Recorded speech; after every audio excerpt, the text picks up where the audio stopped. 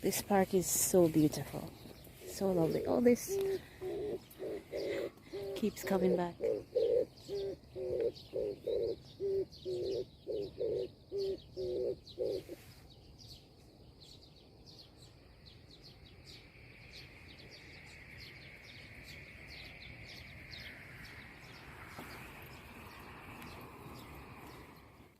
Hello, cheerleaders. 皆さん、ようこそようこそ。今日見てくれてありがとうございました。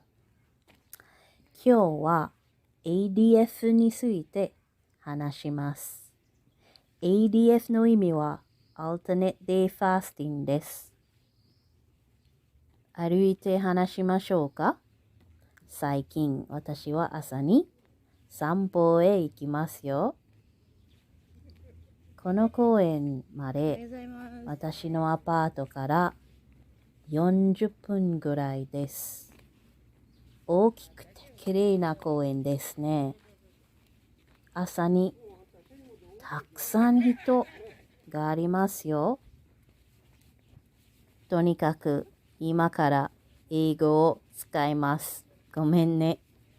でも、リスニングの練習すれければ、ぜひどうぞ。じゃあ、始まります。Pom poms out, pom pom poms out, pom poms out, pom pom poms out. Go jilly go jilly go jilly go, jilly jilly jilly jilly jilly jilly go. Pom poms out, pom pom poms out, pom poms out, pom pom poms out. Go jilly go jilly go jilly go, jilly jilly jilly jilly jilly jilly go. Hey hey hey! This will be a short video, and I want to start with a disclaimer, particularly for the cheerleaders of faith who may come across this and may be wondering, well, why is she talking about her fast? It's supposed to be private, right? So I want to say that this fast that I'm about to talk about, much like the intermittent fasts I do, is not spiritual. It's not coupled with any prayer for any particular thing. I did not make an oath. In fact, my mentality, I think my mindset, my intent are pretty carnal, quite frankly. I am just hoping to restrict my calorie and reap the benefits of that. I'm challenging myself to do that. If at any point I feel as though I should not or cannot complete a challenge, I will discontinue. Of course, for spiritual fasts, it's a lot more serious than that. And so I would say my desire to exercise myself in discipline is as far as it goes spiritually. Now that that's out the way, I will get into my experience with alternate day fasting. It is something I've known about for a while and I knew I wanted to try it. And I finally completed a week of it last week. So I will talk about my experience on my fast days, my feast days, and the prospect of continuing alternate day fasting in the future. My fast days last week were Monday, Wednesday, and Friday, and that means my feast days were Sunday, Tuesday, Thursday, and Saturday. That's how alternate day fasting works. Now, except for Friday, I extended each fast day to lunchtime the next day. And this is because skipping breakfast is a part of my routine. So I continued with that routine and extended the fast time. How did I feel during the fast days? I felt pretty good. I didn't notice any lack of energy or weakness at all. I was able to do my usual dance workout and my walks, which I sometimes did in the morning and or evenings. In fact, on one particular day, I was able to do 3 consecutive 30-minute workouts while fasting. So I did a 30-minute workout in the morning, in the evening on the fast day, then the next morning on my feast day before breaking fast at lunch time, which was after 12, between 12 and 1. On another fast day while at work, I had to do a sprint from the third floor of the building to the first floor and then back up again.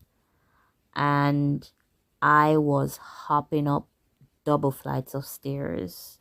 I mean, I really actually sprinted. And at the end of it, I just needed to catch my breath, but I didn't feel dizzy or any other ill feeling afterwards. So that was great, and it just goes to show how much energy we have stored up that we can tap into. There were also brief moments of mild hunger. They came and went, nothing painful or too discomforting and unbearable. And during my fast, I had plain water, plain tea, usually rosemary tea. I have been drinking rosemary tea almost daily. I really enjoy it. And I believe for the first day, I did have coffee. That's something I usually avoid, but every now and then I may have some black coffee. In addition to keeping hydrated, I kept busy, of course. That's very important. And the hardest day for me was actually the day I stayed home, which was the Friday. So as the evening approached, I just had an increase in desire to eat, even though I literally was not hungry. And I know I wasn't hungry, I wasn't starving, I wasn't weak. I just simply desired to eat. But I pushed through nevertheless, right? And I made it through. On my feast days, I made sure to break fast with whole foods. And I literally only cooked soup and salmon. And I had salmon with string beans or broccoli, that sort of thing. I think one of the great benefits of fasting is you don't cook that much, and my food lasts me for more than a day. So I believe I had soup twice or three times, the same soup, and I'm fine with that. I'm totally fine with that. But in the evening, when I chose to have a second meal, I found myself snacking, usually nuts and cookies. There's one particular cookie that I really was enjoying a little bit too much, more than a little bit too much. And so I know I was overeating on my feast days. But I promise you, it wasn't because I had anxiety about fasting the next day or because I felt starved coming out of a fast.